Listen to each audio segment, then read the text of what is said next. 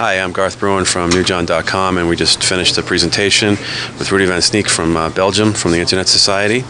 And we covered a lot of abuses within the registrar and registry space. And it's clear that some people were very supportive of our information.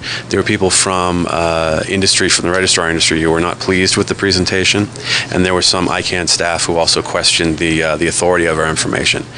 And this is the first presentation of its kind at an ICANN session, so we should have expected that there would be, considerable debate and disagreement about the facts. But we hope that this theme will continue at other ICANN sessions, and more parties will be directly involved, and they'll be able to present their sides of the issue as well, and they'll be able to challenge our data with their data. Thank you.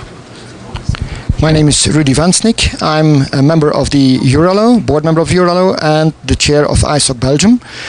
The purpose of the session we did this evening was to try to make understandable the issues a consumer, an internet user, encounters when he goes to the domain name space, especially when we see, or he sees, or she sees, that the identity of the owner of that domain name is falsified, and that makes it very confusing for the consumer for getting an identification of the one he wants to try to be confident with, as the end user is at the end the one who decides to buy the product of internet. It could be a product, it could be a service, but it can also be a domain name. And if the end user tomorrow decides to not buy a domain name or not visit a domain name because they don't trust it, well, that part of the business will go down.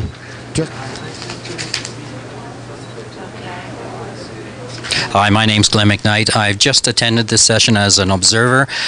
Very informative session. I wasn't aware of the extent of cybercrime that is associated with people who are posting phony information. It's a serious issue that all countries have to be concerned with, and I'm hopeful that ICANN can step up to the plate with their new auditing procedures to deal with this issue. Thank you.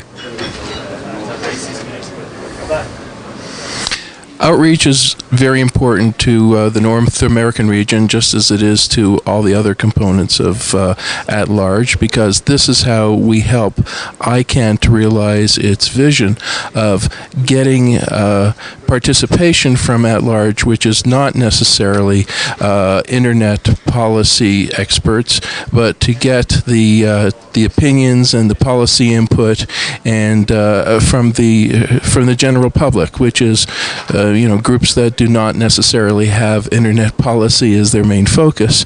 The main goal of at large is to try and reach out to those people, and at the session we discussed a number of creative ideas at which we can figure out ways to do this using the community that is already at ICANN's disposal to be able to do this outreach, get more people involved, get more countries involved, and essentially make ICANN more responsible to its public, and in return make it more in tune with what's necessary from internet end users who have a different perspective than those of the organizations and companies that provide internet services. Hi, my name's Adam Peake, and I'm a member of the ALAC from Europe. We've just been involved in a participation workshop talking about how we can increase the number of ALSs that are members and participating in ALAC. I'm particularly interested in looking at how we can outreach to new types of organizations, not those that are particularly already interested in internet governance or even internet policy, but a broader range of organizations around the world.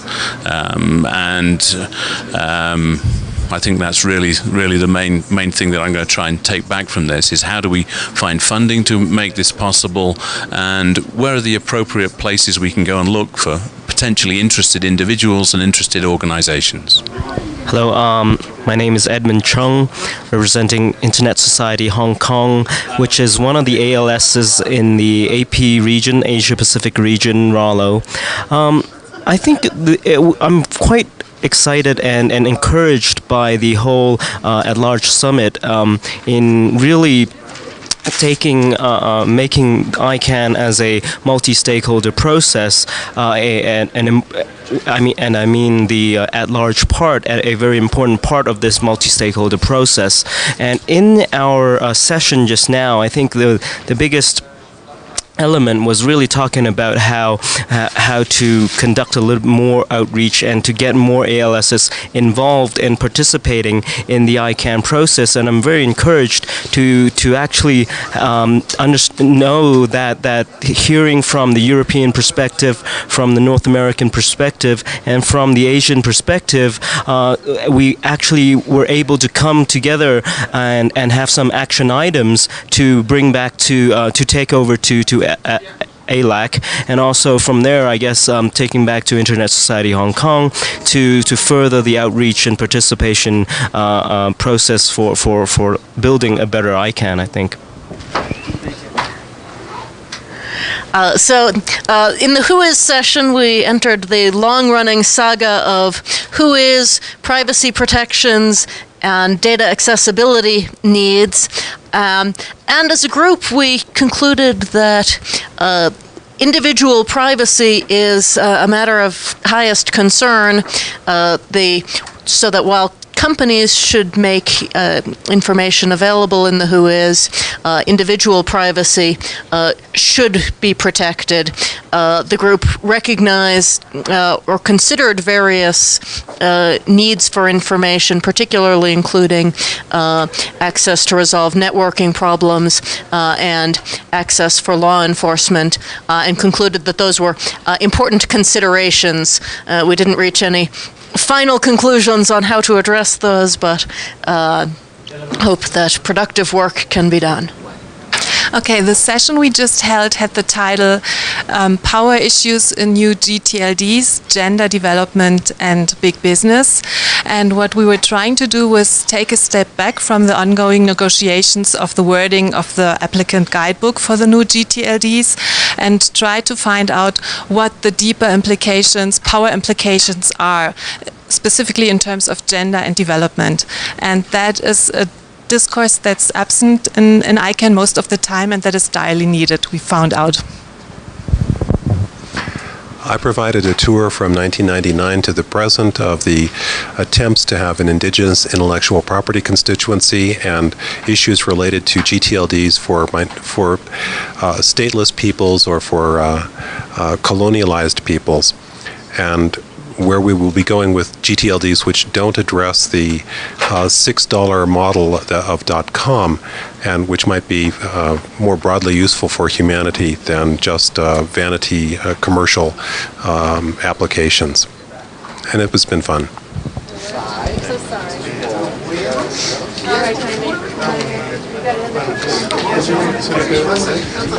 Hi, my name is Thomas, and I was just participating at the workshop on Internet rights and principles, and it was a very interesting session. We were discussing many things, starting from Whois, new GTLDs, and what the rights implications on those issues are. And like always, the issues are very complicated, especially on global level, but we have some ideas, or the members of those who are working have some ideas on how to start this process. Hi, my name is Jannik Skov. I'm from Denmark. Just participated in this session on human rights on the internet and related to the new GTLD program especially. It was interesting to hear opinions from all over the world on the implications that these new programs may have on the individual rights, and it became clear how complicated it is to defend registrant rights, because you have the local laws and you have the complicated structure between registry, registrar and resellers. So one of the things we hope to do is to impose on the registrars to give more information to the registrants on their user rights in terms of auth codes, etc. It seems to be a big problem for many people to get their own domain name back. Hello, my name is Max Sengis. I'm representing the Committee for Democratic United Nations here as an ALS structure, and we organized a workshop on internet rights and principles and the relation to ICANN, and I think it was a very successful workshop. We identified several policy issues where we are going to follow up and try to represent user rights in terms of Whois, privacy, in terms of freedom of speech, and when it comes to domain names and new GTLDs, in terms of cultural participation and the issues that are related to that, small communities that will not be able to register their international domain names and similar problems. But I think most importantly, we decided to work on a registrant rights charter, which is the intention to assure that the registrants of new domain names know about their rights and have a possibility to enforce their rights. Also, there is a notion to introduce that into the new RAA review, and that is the way that we're going to pursue. Thank you.